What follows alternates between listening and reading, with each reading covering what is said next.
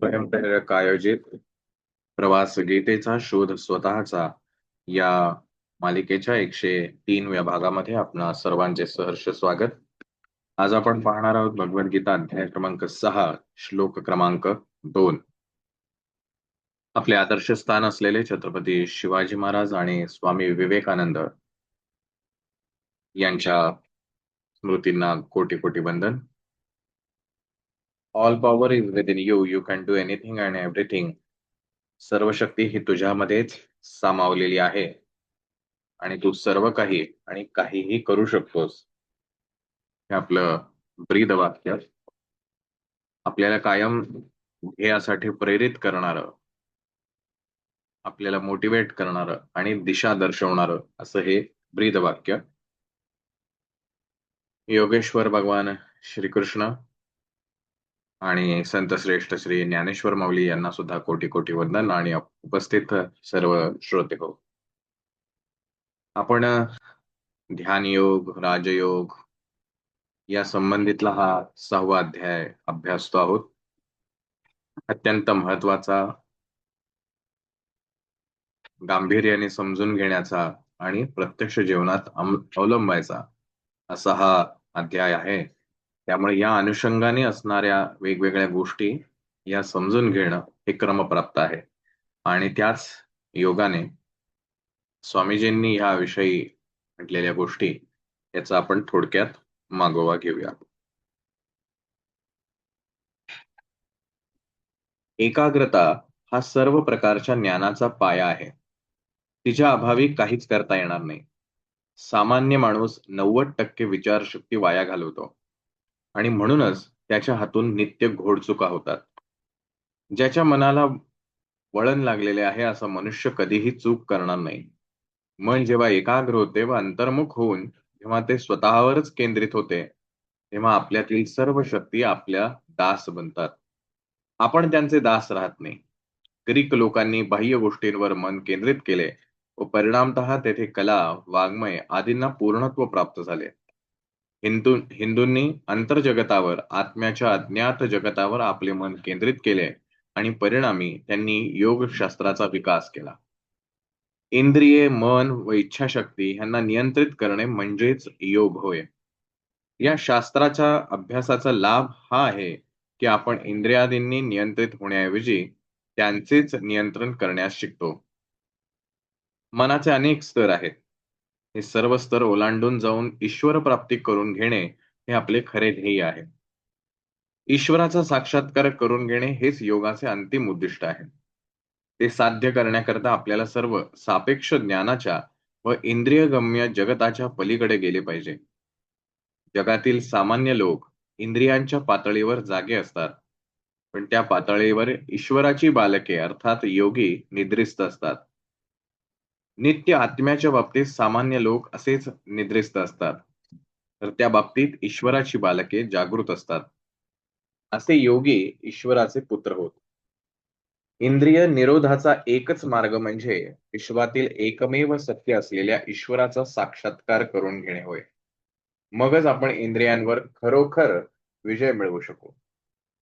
मनाला अधिकाधिक लहान क्षेत्रात निरुद्ध करणे म्हणजे एकाग्रता होय. मनाचा असा निरोध करण्याचे 8 उपाय आहेत. पहिला उपाय आहे यम, म्हणजे बाह्य वस्तूंना दूर सारून मनाचे नियमन करणे. यात सर्व नीती अंतर्भूत आहे. कोणाला दुःख देऊ नका, हिंसा करू नका. तुम्ही 12 वर्षे अहिंसा पालन कराल तर वाघ, सिंहादी हिंस्र प्राणीही तुमच्या समोर विनम्र होतील. सत्याचे पालन करा. काया वाचा मने करून मनुष्याने 12 वर्षे जर पूर्णपणे सत्याचे पालन केले तर हवी ती गोष्ट त्याला प्राप्त होऊ शकेल. काया वाचा मने करून ब्रह्मचर्याचे पालन करा. ब्रह्मचर्य हा धर्माचा पाया आहे. वैयक्तिक पावित्र्य हे नितांत आवश्यक आहे. दुसरा उपाय म्हणजे नियम, म्हणजेच मनाला इकडे तिकडे भटकू न देणे. यानंतर येते आसन. एकूण 84 प्रकारची आसने आहेत, परंतु आपल्याला जे स्वाभाविकपणे जमेल व ज्यात आपल्याला सहजपणे अधिक काळ राहता येईल ते आसन आपल्यापेक्षा सर्वात चांगले आहे असे समजावे. यानंतर येतो प्राणायाम, म्हणजे श्वासोच्छवासाचे नियमन. त्यानंतर येतो प्रत्याहार. या अवस्थेत इंद्रियांना त्यांच्या विषयांपासून परावृत्त करायचे असते. त्यानंतर आहे धारणा म्हणजे एकाग्रता. मग येते ध्यान. हाच योगशास्त्राचा सार भाग आहे. सर्वात शेवटी येते समाधी. ही अतींद्रिय ज्ञानाची अवस्था होय. शरीर व मन जेवढे शुद्ध तेवढे लवकर फल प्राप्त होते. तुम्ही पूर्णपणे शुद्ध असावयास हवे. वाईट गोष्टींचा विचार करू नका, कारण हे विचार तुम्हाला निश्चितच खाली ओढतील. तुम्ही पूर्ण शुद्ध असाल व निष्ठापूर्वक योगाचा अभ्यास कराल तर अखेर तुमचे मन अनंत शक्ती असलेल्या प्रकाश झोतासारखे होईल. त्याच्या शक्तीला काहीही मर्यादा उरणार नाही. पण अखंड अभ्यास व जगाबद्दल अनासक्ती आपल्या ठायी असलीच पाहिजे. मनुष्य जेव्हा या इंद्रियातीत ज्ञानाच्या अवस्थेत जाऊन पोहोचतो तेव्हा देहबोध विरून जातो आणि मगच तो मुक्त व अमर होतो. बाहेरून पाहिले असता अचेतना व इंद्रियातीत ज्ञानाची अवस्था या एकच वाटतात. पण त्यांच्यात मातीचे ढेकूळ आणि सोन्याचा गोळा यांच्या इतकाच फरक आहे. त्याने स्वतःला पूर्णपणे ईश्वरार्पण केले आहे तोच या इंद्रियातीत ज्ञानाच्या अवस्थेला पोहोचू शकतो. कारणच कार्य होते. कारण हे वेगळे आणि त्याचा परिणाम असलेले कार्य वेगळे असे नसते. कारणच कार्याच्या रूपात परिणत होते. नेहमी कारणच कार्यात रूपांतरित होत असते. सामान्य समजूत अशी की कार्य हे त्याच्यापासून अगदी वेगळ्या व स्वतंत्र असलेल्या कारणापासून उत्पन्न झालेले असते. पण हे तसे नाही. कार्य म्हणजे नवीन रूपात रूपांतरित झालेले कारणच होय. विश्व हे खरोखर एकजिन्सी आहे. अनेकत्व हा केवळ भास होय. या विश्वात वेगवेगळे पदार्थ व वेगवेगळ्या शक्ती आहेत असे भासते.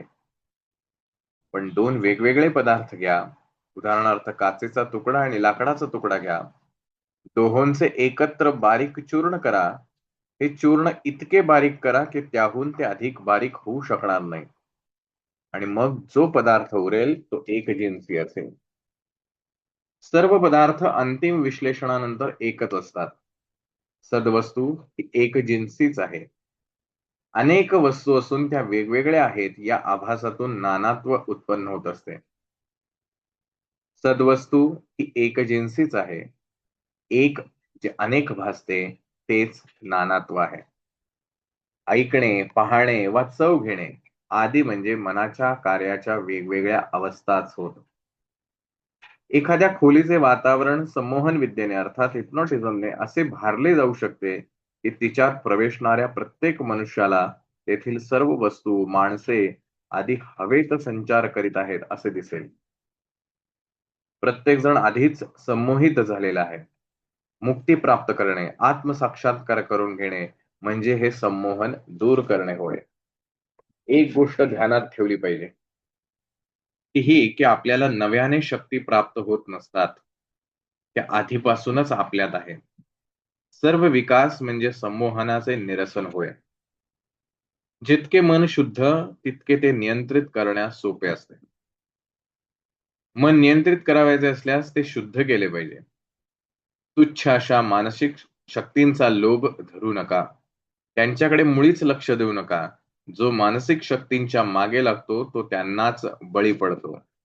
जे अशा शक्तींची इच्छा धरतात ते त्यांच्या पाशात अडकून पडतात. मनावर पूर्ण प्रभुत्व प्राप्त करण्यासाठी पूर्ण नैतिकता हेच एकमेव साधन आहे. जो माणूस पूर्ण नीतिमान आहे त्याला आणखीन काही करावे लागत नाही. तो मुक्तच आहे. पूर्ण नीतिमान मनुष्याच्या हातून कसलीही हिंसा घडणे शक्य नाही. ज्याला मोक्ष हवा आहे त्याने अहिंसा व्रतात प्रतिष्ठित झाले पाहिजे. जो अहिंसा व्रतात पूर्णतया प्रतिष्ठित झाला त्याच्यापेक्षा अधिक सामर्थ्यवान कोणीही नाही. त्याच्या समक्ष कोणी भांडू शकणार नाही किंवा लढू शकणार नाही. तो जिथे असेल तिथे केवळ त्याच्या अस्तित्वानेच शांती व प्रेमभाव उत्पन्न होतात. त्यासाठी दुसऱ्या कशाचीच आवश्यकता नसते. त्याच्या समक्ष कोणीही रागावू वा लढू शकणार नाही. अगदी भयानक असे हिंस्र प्राणीही त्याच्यापुढे शांत झाले. मला एक योगी माहित आहे. ते वृद्ध होते आणि जमिनीतील एका विवरात ते एकटेच राहत असत. अन्न शिजवण्याची एक दोन भांडी एवढेच त्यांच्यापाशी होते. ते फार थोडे अन्न ग्रहण करीत व त्यांच्या अंगावर फारच थोडे कपडे असत. आपला प्रायः सर्व वेळ ध्यानात घालवीत. त्यांच्या लेखी सर्व माणसे समान होती. त्यांनी अहिंसेचा आदर्श धरून घेतला होता. प्रत्येक वस्तूत, प्रत्येक मनुष्यात, प्रत्येक प्राण्यात ते त्या परमात्म्यालाच पाहत. प्रत्येक व्यक्ती, प्रत्येक प्राणी त्यांना ईश्वरा समान असेल. हे कोणत्याही मनुष्याला वा प्राण्याला माझ्या ईश्वरा या नावाशिवाय संबोधित नसत. एकदा एक चोर आला आणि त्याने त्यांचे एक भांडे चोरून नेले. त्याला भांडे नेताना पाहून ते त्याच्या मागे धावले. त्यांनी त्याचा बराच पाठलाग केला. अखेर थकल्यामुळे चोराला थांबणे भाग पडले. तेव्हा ते योगी चोराजवळ पोहोचले व त्याच्या पाया पडून ते त्याला म्हणाले, माझ्या ईश्वरा, माझ्याकडे येऊन तुम्ही माझा खूप सन्मान केलात. हे दुसरे भांडेही घेऊन जा, तेही तुमचेच आहे. ते वृद्ध योगी आज हयात नाहीत. जगातील चराचराबद्दलच्या प्रेमाने त्यांचे हृदय ओसंडत असे. एखाद्या मुंगीसाठीही त्यांनी मरण पत्करले असते. हिंस्रपशूंना सहज प्रवृत्तीने कळत असे की हे वृद्ध योगी आपले मित्र आहेत. सर्प व अन्य हिंस्रपशू त्यांच्या विवरात जात व त्यांच्या शेजारी झोपत. ते सर्व त्यांच्याबद्दल प्रेमभाव बाळगीत व त्यांच्या सानिध्यात असता ते परस्परांशी कधी भांडत नसत. दुसऱ्यांच्या दोषांविषयी मग ते कितीही वाईट असोत, बोलू नका. त्यामुळे कधी काहीही लाभ होत नाही. एखाद्याच्या दोषाबद्दल बोलून तुम्ही त्याचे हित करू शकणार नाहीत. तुम्ही त्याला अपाय करता व स्वतःलाही अपाय करून घेता. आध्यात्मिक आकांक्षेला पोषक असतील तरच आहार, अभ्यास इत्यादी संबंधीचे नियम ठीक असतात. पण हे नियम म्हणजे काही अंतिम साध्य नव्हे. ते आध्यात्मिक आकांक्षेला केवळ सहाय्यक असतात. धर्मावरून कधीही भांडण करू नका. धर्मावरून होणारे वाद व भांडणे आध्यात्मिकतेचा अभावच दर्शवित असतात. धर्मावरून होणारी भांडणे ही धर्माच्या बाह्यांगावरूनच होत असतात. जेव्हा पावित्र्य व आध्यात्मिक वृत्ती ही लोप पावते, तेव्हा अंतःकरण शुष्क होते व तेव्हाच भांडणे सुरू होतात, त्यापूर्वी नाही. राजयोगाची अर्थात ध्यान या एका महत्वाच्या विषयाकडे आपण जात आहोत.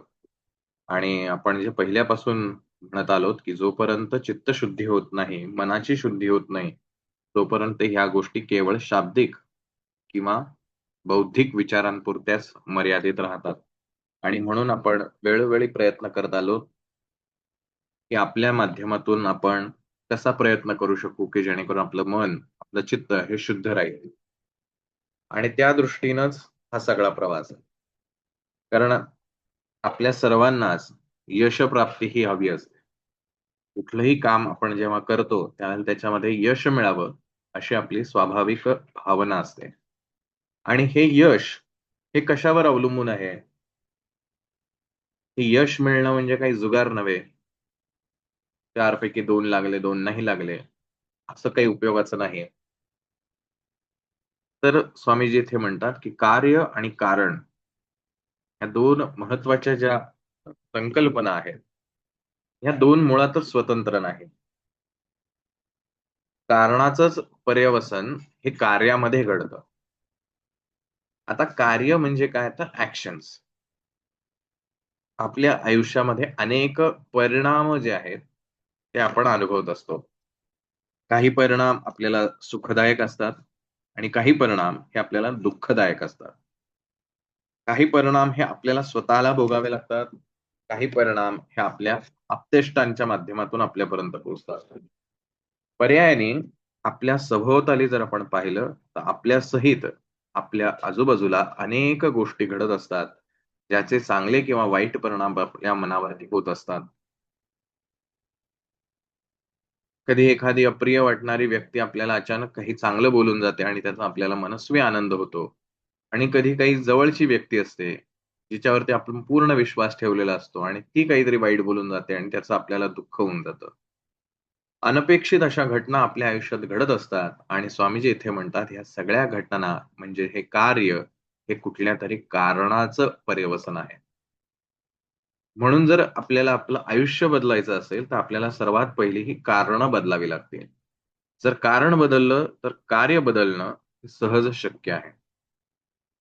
कारण कार्य हे आपल्या हातात नाही, कारण हे आपल्या हातात आहे. आणि नेमकं याच्या उलट आपण आपल्या आयुष्यात जगत असतो. आणि ते म्हणजे कार्यावरती अधिक फोकस करत असतो. जे आपल्या आयुष्यात घडतंय, त्याच्यानुसार आपण त्याला प्रतिक्रिया देत राहतो. आणि त्या प्रतिक्रिया ह्या स्वाभाविकता त्या कार्यावरतीच अवलंबून असल्यामुळे मूळ कारणावरती त्याचं काहीही काम होत नसल्यामुळं कार्य बदलत नाही, पर्यायाने रिझल्ट काही बदलत नाही. आणि मग जी चिंता सुरुवातीला थोडीशी असते, हळू ती चिंता व्यापक स्वरूप धारण करते. जो आनंद क्षुल्लक असतो, त्या आनंदावरती अति विचार करून आपण त्याला अधिक व्यापक करून जातो. मग तुम्ही म्हणाल, की एक वेळ चिंता ठीक आहे, पण आनंद तर अधिक व्यापक झाला तर काय हरकत आहे? पण आपल्याला सगळ्यांना ह्याची कल्पना आहे, अनुभव आहे, की हा भौतिक जगतातील आनंद हा नश्वर आहे. आणि ज्याचा आपण आनंद व्यक्त करतो तेच उद्याच्या आयुष्यातलं आपलं दुःखाचं कारणही तेच असतं. जोपर्यंत ती गोष्ट मला सुखावह ठरतेय, तोपर्यंत ती आनंददायी असते. जेव्हा ती गोष्ट माझ्यासाठी त्रासदायक ठरायला लागते, तेव्हा ती दुःखदायक होते. आज माझी गरज पैशांची ही ₹10,000 आणि मला महिना ₹30,000 नोकरी लागली असेल, तर ती ₹30,000 नोकरी माझ्यासाठी आनंददायी असते. पण 30,000 ची नोकरी लागल्यानंतर माझ्या गरजा वाढवायला लागतो. चैनीच्या गोष्टी ह्या अधिक वाढायला लागतात. मग आणखीन काय करता येईल? असं करत तो 30,000 पगार आता तोकडा पडायला लागतो आणि 30,000 ची नोकरी मला दुःखदायक ठरायला लागते. म्हणजे शेवटी हा जो भाग आहे, हा कालावधी त्याचा ठरलेला आहे. आपण कुठे थांबावं, हे आपल्याला कळणं आवश्यक असतं, पण आपण थांबवू शकत नाही. म्हणून स्वामीजी इथं म्हणतात, की आपल्याला कारणावरती काम करावं लागेल. ह्या सगळ्या मागं घटना घडण्यामागचं कारण काय? आणि त्यासाठी आपलं मन हे एकाग्र करायला हवं.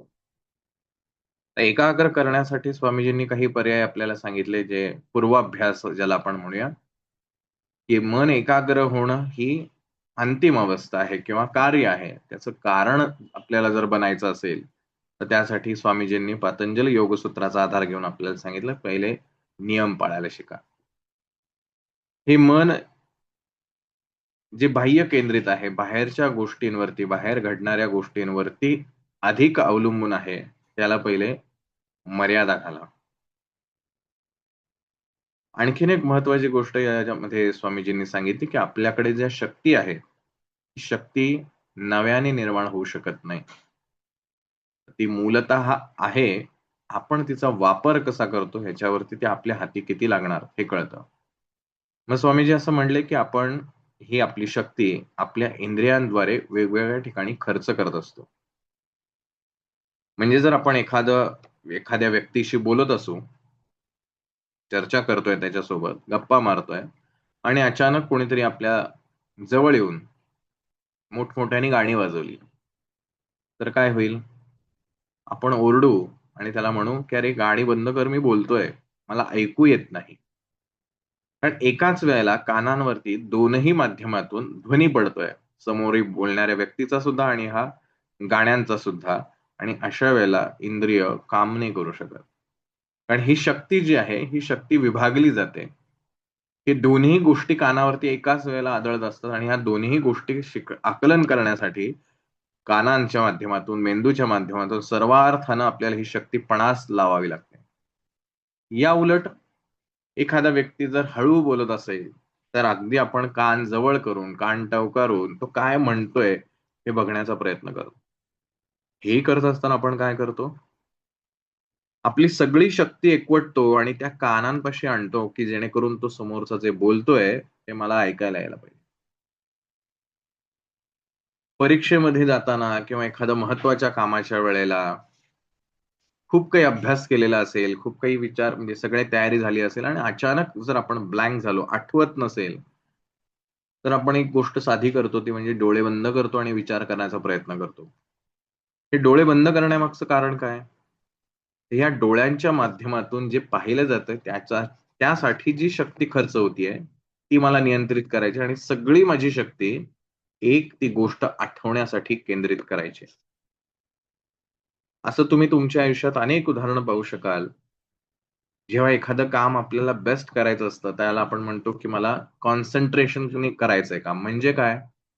तर मी फक्त आता त्याच कामावरती माझी शक्ती जी आहे, मग ते पाहण्याची असेल, ऐकण्याची असेल, लिहिण्याची असेल किंवा कशाचीही आहे. ही संपूर्ण शक्ती माझी त्या एकाच गोष्टीसाठी जेव्हा मी केंद्रित करतो, त्याच वेळेला ते काम उत्तम घडतं. पण ही जर शक्ती मी विभागली गेली तर माझं काम परफेक्ट होणार नाही. मला जी त्यातली निपुणता हवी आहे त्या कामामधली, ती मला साध्य होणार नाही. म्हणून माझ्या आयुष्यातलं जे काही ध्येय असेल, हे ध्येय मला जर प्राप्त करायचं असेल, तर त्या ध्येयासाठी आवश्यक जी शक्ती आहे, ती माझ्याकडे आहे, हा मला पूर्ण विश्वास पाहिजे. ती शक्ती त्याच एका कारणासाठी लागली जाते, ह्याची मला खात्री करून घ्यायला पाहिजे. तसं न होता आपण आपल्या आयुष्यात मोबाईलवर पाहणं, गप्पा मारणं, टीव्ही पाहणं, अन्य काही गोष्टी करणं, अशा सगळ्यांमध्ये स्वामीजी म्हणतात, की सर्वसामान्य माणूस 90% त्याची शक्ती ही खर्ची घालत असतो आणि पर्यायाने तोच त्याच्या आयुष्यातल्या घडणाऱ्या कार्याचं कारण तयार करत राहतो. जर अशी शक्ती आपण वाया घालवत असू, तर त्याचा परिणाम स्वरूप आपल्या आयुष्यात आपल्याला काय रिझल्ट मिळणार आहे, याची आपण कल्पना करू शकतो. आणि म्हणून स्वामीजी असं म्हणतात, की हा राजयोग म्हणजे थोडक्यात काय? तर ह्या शक्तीचं एकत्रीकरण किंवा एककेंद्रीकरण. ही एका विशिष्ट बिंदूवरती म्हणजे माझ्या हातात ती असली पाहिजे, की कधी कोणत्या ठिकाणी मी तिला नियंत्रित करायची. ज्यावेळेला मला डोळ्यांच्या माध्यमातून काही पाहायचंय, त्यावेळेला पूर्ण शक्ती माझी त्या डोळ्यांमध्ये एकवटली पाहिजे. कानांनी ऐकायचंय, त्यावेळेला पूर्ण शक्ती माझी ती कानांमध्ये एकवटली गेली पाहिजे. हे नियंत्रण हे माझ्या हातात असलं पाहिजे. मग ते करण्यासाठी मला काही नियमावली पाळणं आवश्यक आहे. मग यम आहे, नियम आहेत, आसनाची सिद्धी हवी आहे, की एका विशिष्ट आसनाची, एका पोश्चरची एक आपल्याला आवश्यकता आहे. मग प्रत्याहार आहे, प्रतिआहार. प्रत्याहार म्हणजे प्रतिआहार. जो नको असलेला आहार आहे त्याच्यापासून मला अलिप्त राहायचं. That is a detachment. आपण जे वारंवार म्हणत आलेलो आहे, की काही खाण्यापिण्याच्या सवयी, वागण्याच्या पद्धती याच्यामध्ये आपल्याला नियंत्रण आणायचंय स्वतःवरती. ते कशासाठी आहे? कारण मला ती एकाग्रता अपेक्षित आहे. जर ती एकाग्रता साधली गेली, तर माझ्या आयुष्यात मला जे हवंय ते घडवता येईल. पण सध्या तसं काही होताना दिसत नाही. सध्या होतंय ते जगाला जे हवंय तेच माझ्या आयुष्यात घडतंय. आणि म्हणून मला माझी संपूर्ण शक्ती एकवटण्यासाठी या नियमांची आवश्यकता आहे. पण पुढे जाऊन स्वामीजी असंही म्हटलेले आहेत, की हे नियम तुमच्यासाठी बनवले आहेत. तुम्ही नियमांसाठी नाही आहात. या नियमांची आवश्यकता तोपर्यंत आहे, जोपर्यंत तुम्ही त्या अवस्थेपर्यंत पोहोचत नाही. एकदा ती अवस्था पोहोचल्यानंतर तुम्ही त्या नियमांचं सोडून दिले तरी हरकत नाही, किंबहुना ते सोडावे लागतात. आणि जर धरून ठेवले तर पुढे जाता येत नाही. आणि हे सगळं करत असताना आपलं वैयक्तिक जीवन आपल्याला उन्नत अवस्थेकडे न्यायचंच आहे. आपल्या जीवनात आपल्याला यश संपादन करायचं आहे. पण अंतिम उद्देश काही असेल, तर तो ईश्वराचं दर्शन होणं. आता मुळात स्वामीजी जे आहेत ते अगदी काय म्हणूया त्याला सत्यवादी, त्यानंतर अगदी प्रॅक्टिकल राहणारे असे विचारवंत किंवा व्यक्तिमत्व होतं. स्वामीजी असं म्हणतात, की जर ईश्वर हा काल्पनिक असेल, तर तो कधीच कोणाला दिसू शकत नाही. आणि जर तो असेल, तर तो सगळ्यांना दिसू शकला असला पाहिजे. जी गोष्ट प्राप्तच करता येऊ शकणार नाही, त्या गोष्टीचं अस्तित्वच कधी असू शकणार नाही. म्हणून जर ईश्वर साध्य करता येतो, तर ईश्वर सत्यच असला पाहिजे. आणि याचं सप्रमाण त्यांनी बऱ्याच ठिकाणी त्यांच्या भाषणांमधून या गोष्टी सांगितलेल्या आहेत. आणि म्हणून आपल्या आपल्या वैयक्तिक जीवनातील जे काही ध्येय असतील, ती ध्येय आपल्याला साध्य करायचीच आहेत. परंतु अंतिमतः जर काही आपलं ध्येय असेल, तर ते एकच आहे, ईश्वराचं स्वरूप दर्शन घडणं. आणखीन पुढे बराच भाग आहे, परंतु अध्यायाच्या अनुषंगाने आपण एक-एक गोष्टी शिकत राहूया. मागच्या श्लोकामध्ये आपण भगवंताने जी सुरुवात केली होती 6व्या अध्यायाची, ती आपण सर्वांनी पाहिलेली आहे. की कर्मयोगी आणि संन्यासी हा एकच आहे असं भगवंताचं म्हणणं आहे. की योगी आणि संन्यासी हे दोन स्वतंत्र नाहीत. आता योगी याचा अर्थ काहीतरी मिळवणं असा खरं तर भाग आहे. आणि संन्यास की ज्याचा त्याग करायचा असतो किंवा त्याग केला जातो तो संन्यासी असतो. नंतर धर्माच्या दृष्टीने आपण बघितलं तर जो या भौतिक जगतातील सर्व दुःखांचा त्याग करतो, त्याला आपण संन्यासी असं म्हणतो. आणि भगवंत इथे म्हणतो की कर्मयोगी आणि संन्यासी हे दोनही वस्तुतः एकच आहे. याचं कारण असं की दोघही कर्मफळाचा त्याग करतायत. आणि त्याच अनुषंगाने हा पुढचा श्लोक हा भगवंत आपल्याला विस्तृतरित्या समजावून सांगतो आहे.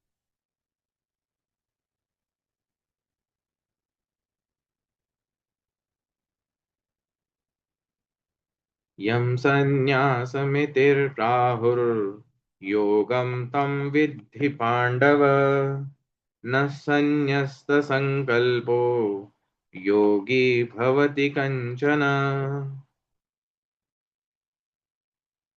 ज्याला संन्यास असं म्हणतात तो योगच आहे असं तू समज.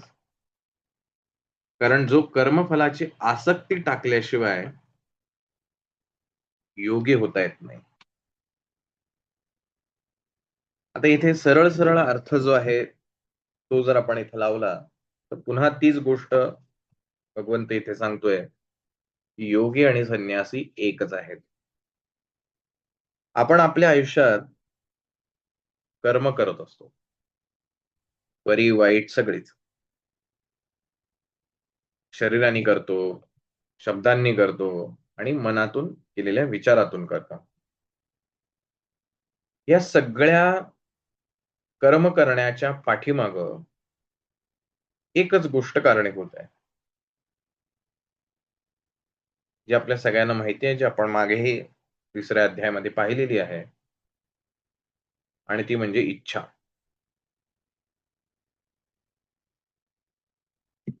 एखादी सुंदर गोष्ट दिसली, की आपण म्हणतो, "अरे वाह! किती सुंदर आहे. माझ्याकडे असती तर किती बरं झालं असतं."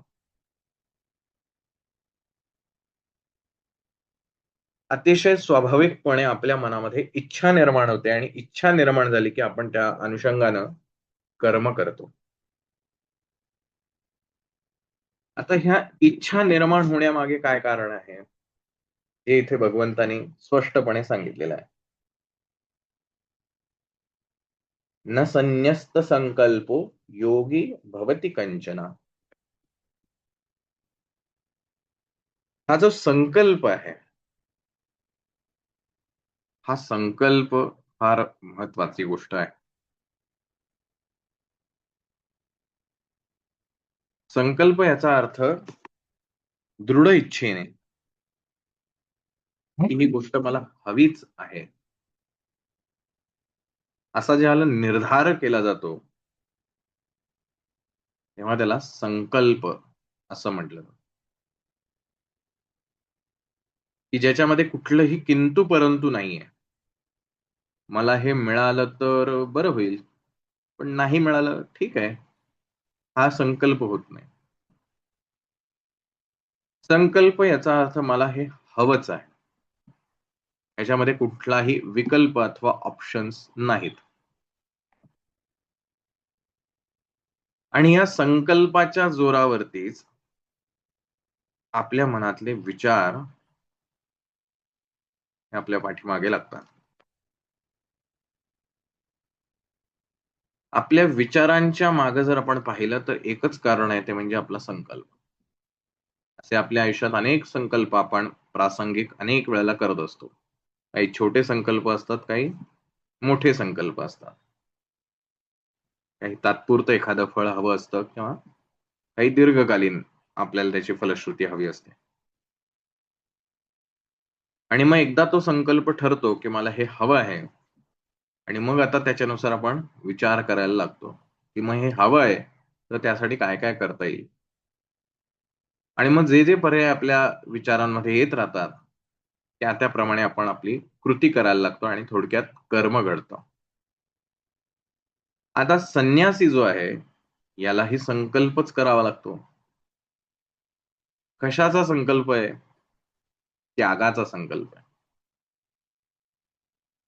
जर एखादा संन्यासी सध्या सुरू असलेलं कोण तो खरात, त्याचं जे प्रकरण चालू आहे. एखादा संन्यासी आहे असं आपण गृहीत धरूया, की ज्याने भौतिकदृष्ट्या संन्यास घेतलेला आहे या जगाचा. कुटुंब, नोकरी, व्यवसाय जे काही त्याचं असेल, यापासून तो सगळ्यापासून अलिप्त झालेला आहे. पण अलिप्त झाल्यापासून मनामध्ये त्याची इच्छा खूप आहे. माझ्याकडे जर पैसे असते, तर मस्त युरोप फिरून घेता आलं असतं. माझ्याकडे जर पैसे असते, तर छान-छान खाता आलं असतं. माझ्याकडे जर पैसे असते, तर मला हवं तिथं, हवं त्या ठिकाणी मला गाडीने जाता आलं असतं. हे पायपीट करायची गरज पडली नसती. असे जर त्याच्या मनामध्ये विचार येत असतील मनाने, पण त्यांनी भौतिकदृष्ट्या संन्यास घेतलाय. आता हे संकल्प जे येतायत, की बाबा माझ्याकडे पैसे असते, तर मी कुठेही फिरू शकलो असतो. माझ्याकडे पैसे असते, तर मी काही खाऊ शकलो असतो. पण हा संन्यास घेतल्यामुळं ही पूर्ण करण्यासाठी लागणाऱ्या ज्या गोष्टी आहेत, म्हणजे नोकरी तरी करावं लागेल, व्यवसाय तरी करावा लागेल, काहीतरी कष्ट करावे लागतील. त्याच्यातूनच पैसा येणार आहे. तर संन्यास घेतल्यामुळे ही गोष्ट दुरापस्त झाली. पण मनात इच्छा मात्र आहे. मनात संकल्प आहे, की मला हे मिळालं असतं तर, हे हवंय मला. मग तो बाहेरून संन्यास घेतलेला, पण आतील इच्छांचा अजूनही त्याग न झालेला व्यक्ती काय करेल? बघा बरं विचार करून.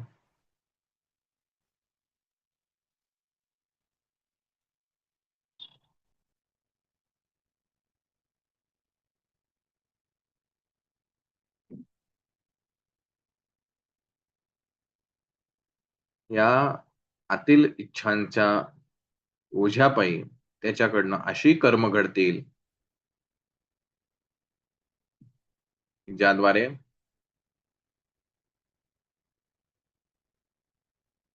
त्या इच्छा तर पूर्ण होत राहतील, पण त्यासाठीचा मार्ग अनैतिक असेल. हेच जर त्यांनी संन्यास न घेता अशी इच्छा व्यक्त केली असती आणि त्यासाठी लागणारे कष्ट, नोकरी, व्यवसाय जे काही हवं असेल, ह्या गोष्टी जर करत राहिल्या, तर हरकत काहीच नाही. अगदी स्वाभाविक आहे आणि सर्वमान्य आहे. पण हा जो संकल्प आहे, संन्यास घेण्याचा, हा दृढ नसल्यामुळं कारण तो फक्त बाह्य कृती झाली ती. आतून माणूस अलिप्त झालेलाच नाही. तरीही तो संन्यासी काही कामाचा नाही. आणि एखादा कर्मयोगी आहे. योगी म्हणण्यापेक्षा एखादा कर्म करणारा व्यक्ती आहे. जो म्हटला, "नाही बाबा संसारात राहायचंय आपल्याला. संसाराच्या ज्या जबाबदाऱ्या आहेत, त्या सगळ्या आपल्याला पूर्ण करायला हव्यात.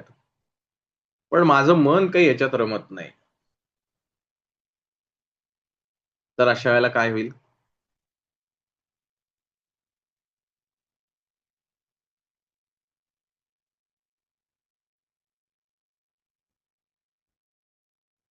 बाहेरून तो सगळ्या काही गोष्टी करतोय. कुटुंबाच्या जबाबदाऱ्या आहेत, व्यवहार आहे, सगळं आहे. पण आतून माणूस अलिप्त होत चाललाय.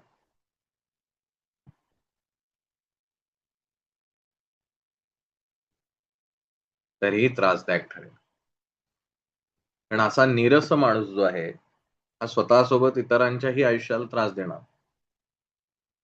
आणि म्हणून भगवंताने इथे स्पष्ट सांगितलंय, "न संन्यस्त संकल्पो योगी भवति कश्चन." मुळात ही कर्माच्या फळाची आसक्ती जी आहे ही टाकल्याशिवाय, याचा त्याग केल्याशिवाय ना कोणी योगी बनू शकत, ना कोणी संन्यासी बनू शकत. कर्म टाकून द्या असं कुठेही भगवंतांनी म्हणलेलं नाही. त्या कर्माचं जे फळ आहे, रिझल्ट जो आहे, त्याच्याशी जी अटॅचमेंट आहे ती आपल्याला कमी करायची. याचा अर्थ ती अटॅचमेंट घ्यायची नाही किंवा त्या कर्मफळाचा उपभोग घ्यायचा नाही वगैरेतला असा भाग नाही. आणि म्हणून आणि कर्मयोग हाच चॅप्टर पुढे नेत आता राजयोगावरती भगवंत पुढे आपल्याला नेणार आहे, की ही अनासक्ती जी आहे ही करायची कशी? याचे फायदे काय? त्यातनं साध्य काय होणार आहे? जसं कर्मयोगाचं सांगितलं तसंच. हा जो अलिप्ततेचा भाग आहे, हा सहज घडायला हवा. ही सहजता जी आहे, ती कशातून साधली जाणार आहे? तर ती कर्मयोगातून साधली जाणार आहे, कर्मत्यागातून नव्हे.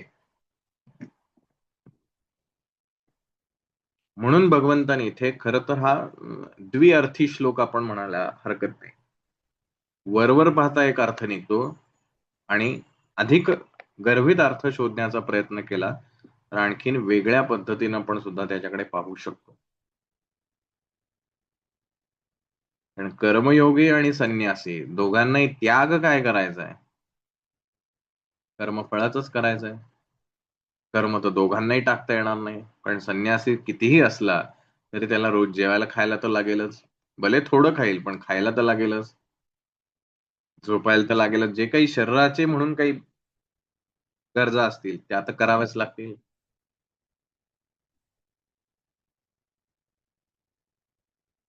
म्हणजे योगी झाला म्हणून तो कधी मरणार नाही, असं तर काही होणार नाही. एक वेळ आल्यानंतर त्याचंही जीवन संपणार आहे. मग दोघांना साधायचंय काय? कर्मफळाचा त्याग आणि त्याग म्हणजेच संन्यास. आणि म्हणून कर्मयोगी का चांगला असं भगवंत ज्याला सांगतो त्याला तो म्हणतो, की हा जो कर्मयोगी आहे, हा कर्म टाकत नाही, तर त्याचं कर्मफळ त्या ईश्वराशी जोडून टाकतो. मी जे काही करतोय ते ईश्वरासाठी करतोय. मला माझा वैयक्तिक त्यामधला कुठलाही संकल्प नाही. मला त्यातनं कुठलीही गोष्ट साध्य करायची नाही. जे मध्ये आपल्या मासिकातील एक लेख पाठवत होता. करी लाभाविण प्रीती. या लेखामध्ये तेच तर सांगितलं. करी लाभाविण प्रीती याचा अर्थ स्पष्ट कोणत्याही लाभाची अपेक्षा मनात न ठेवता प्रेम करणे. अशा प्रकारे निरपेक्ष प्रेमाने भरलेले जीवन जो जगतो त्याच्या जीवनात खरा आनंद ओसंडत असतो. मी ज्यावेळेला कोणाहीकडनं परतीची काही अपेक्षा ठेवतो, याचा अर्थ त्याची मला गरज असते, याचाच अर्थ माझ्याकडे ती नसते. मी एखाद्याला 10,000 उसने दिले असतील, तर त्याच्याकडनं ते पैसे परत मिळावेत अशी माझी अपेक्षा असणं स्वाभाविक आहे. याचं कारण ते 10,000 मला गरजेचे असतात. मला जर त्या 10,000ची गरज नसेलच, तर मला त्याच्याकडनं परत मिळण्याची अपेक्षा सुद्धा नसेल. त्याने दिलेत उत्तम आहे. पण नाही दिले म्हणून मला त्रास होणार नाही आणि मला त्याची गरजच नाही. एखादा भरलेल्या पोटी माणूस तुमच्याकडे पाहुणा म्हणून आला, ज्याचं पूर्ण पोट भरलेलं आहे, त्याने तो अपेक्षाच ठेवणार नाही तुम्ही काहीतरी त्याला द्यावं म्हणून.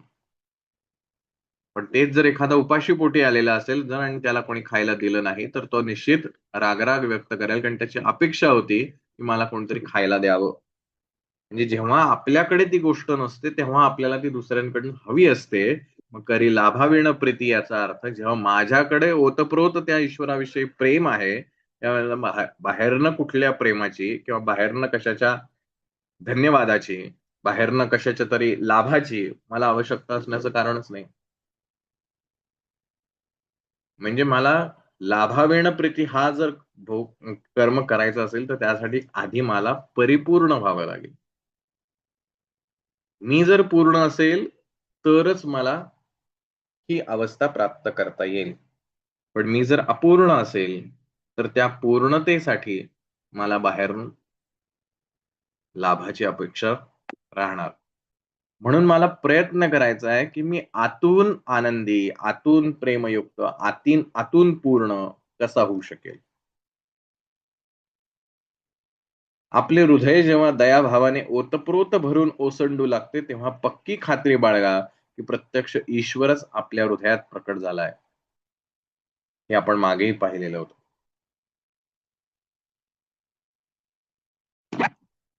आपलं आयुष्य कसं झालंय माहितीये का? ह्या आयुष्यात तर आपल्याला सुख-दुःखांची आपली रांग चालूच आहे. पण खरं तर आपण इथे दुःखीच आहोत. जे चाललंय आपलं आयुष्य. काय चालू आहे? आज आनंदी जीवन, उद्या परत दुःख, उद्या जरा चांगलं झालं की परत आहेच काहीतरी. हे सततच चालू आहे. मग कोणीतरी आपल्याला आशा लावतं, इथलं जाऊ द्या, पण किमान स्वर्गात तरी तुम्हाला चांगलं मिळेल आणि ते स्वर्गात मिळावं म्हणून तुम्ही आत्ता चांगलं करा. आजचं माझं जीवन जर चांगलं होऊ शकत नसेल, तर उद्याची गॅरंटी कोण घेणार?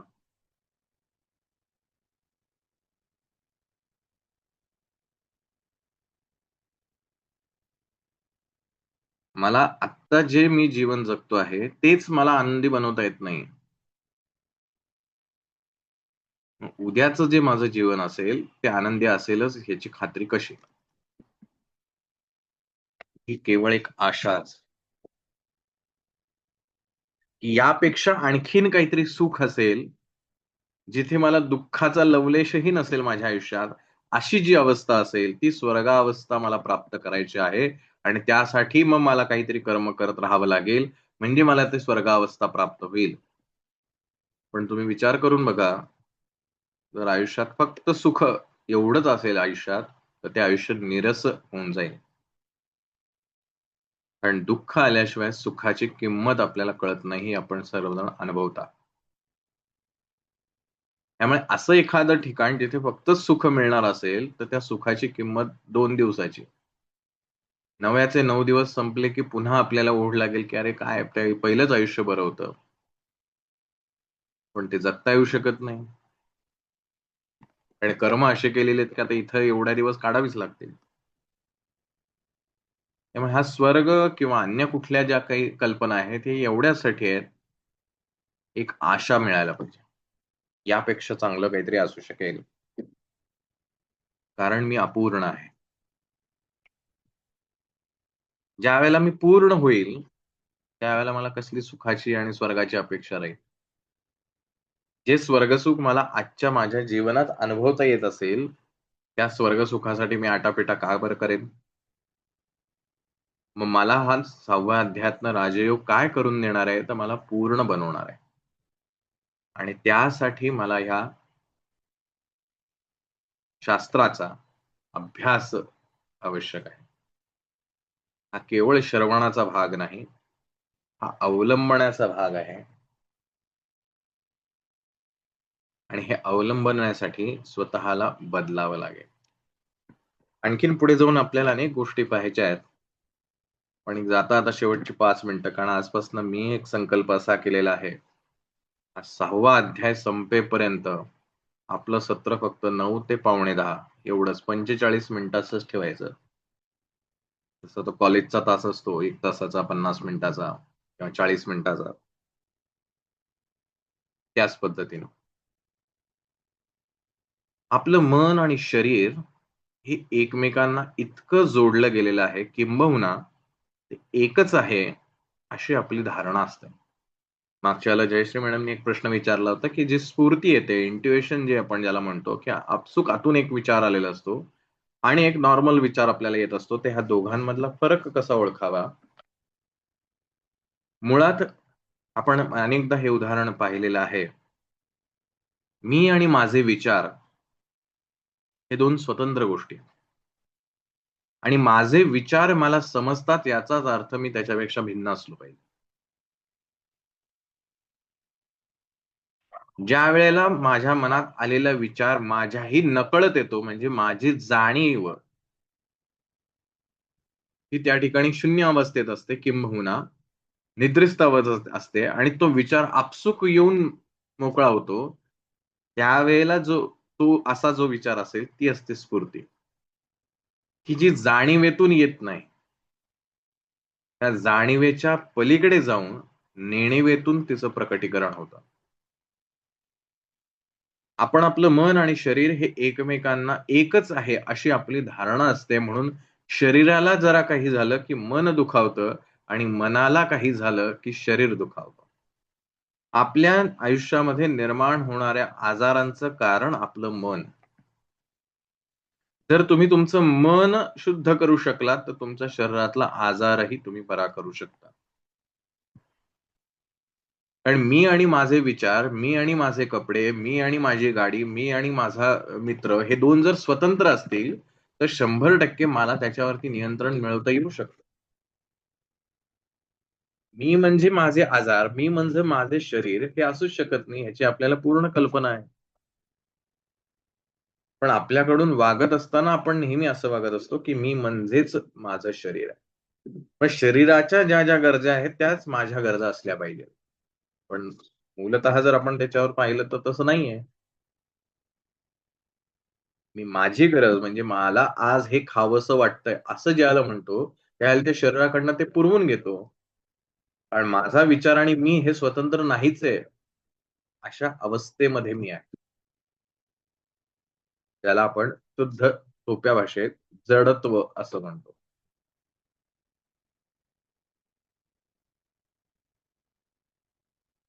सायन्समध्ये ज्याला इनर्शिया असं म्हणतात. हा इनर्शिया मला पुढे जाण्यापासून रोखतं आणि म्हणून इनर्शिया कमी केल्याशिवाय ॲक्सेलरेशन होऊ शकत नाही. सो मला जर माझ्या आयुष्याला ॲक्सेलरेट करायचं असेल, तर हा इनर्शिया जो आहे, हा इनर्शिया कमी केला पाहिजे.